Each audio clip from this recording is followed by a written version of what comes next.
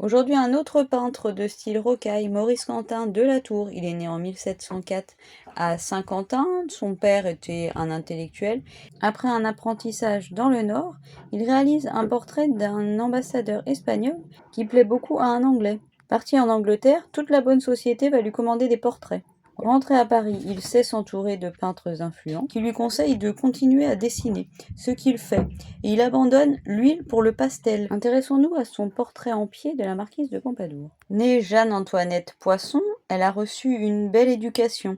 Après son mariage, elle vit dans le château d'Étiolles où vient chasser le roi Louis XV. Elle va le rencontrer, ils vont se plaire, elle va devenir sa maîtresse. Bien plus cultivée que les autres courtisanes, même après la fin de leur relation, elle restera à Versailles, elle restera son amie, sa conseillère. Devenue marquise de Pompadour, jouissant d'une belle rente, elle commande ce portrait à Quentin de la Tour, dit prince du pastel, peintre du roi et éminemment célèbre dans toute la bonne société. Elle souhaite un portrait qui reflète sa personnalité, loin des portraits des femmes de l'époque, simplement belles. Elle ne porte pas de bijoux, sa coiffure est simple, ses chaussures également, mais elle reste tout de même éminemment élégante, assise sur un fauteuil dit à la reine, portant une robe à la française sublime, avec un corsage et un décolleté carré, une jupe large avec des paniers et une légère traîne. Dans un tissu probablement de soie, couvert de broderies dorées. La palette du peintre s'est d'ailleurs limitée à ses couleurs dorées et bleues, ce qui offre de l'élégance et officialise aussi le portrait en se rapprochant des drapeaux fleur-de-lys des rois de France. Seul le visage de la marquise a été posé.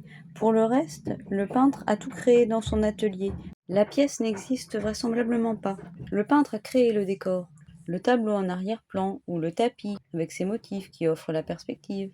Mais avant tout, la marquise veut nous faire passer un message. Elle est protectrice des arts et des lettres. Elle tient une partition dans ses mains. Il y a une guitare derrière elle. Il y a un carton à dessin posé au sol. Et surtout, des livres, qui ne sont pas choisis au hasard. Un livre de Voltaire, lui, athée, ce qui est incompatible avec le pouvoir divin. Ou encore une encyclopédie de Diderot, alors interdite. Le roi ne partage pas ses idées, mais les tolère. Nous sommes dans un cocon rococo, où la bonne société cultivée peut échanger et s'amuser. Le peintre a mis de nombreuses années avant de livrer ce tableau, le pastel étant un art délicat et les retouches très difficiles. Ce tableau a été vendu extrêmement cher à la marquise. Après sa mort, une vente a été tentée, ce fut un échec. Finalement, ce tableau a été vendu aux enchères et une belle somme obtenue, non pas pour la marquise, mais pour son verre protecteur de très grande taille, une performance à l'époque. Allez le voir au Louvre et écoutez le podcast de France Culture, une histoire de la marquise de Pompadour.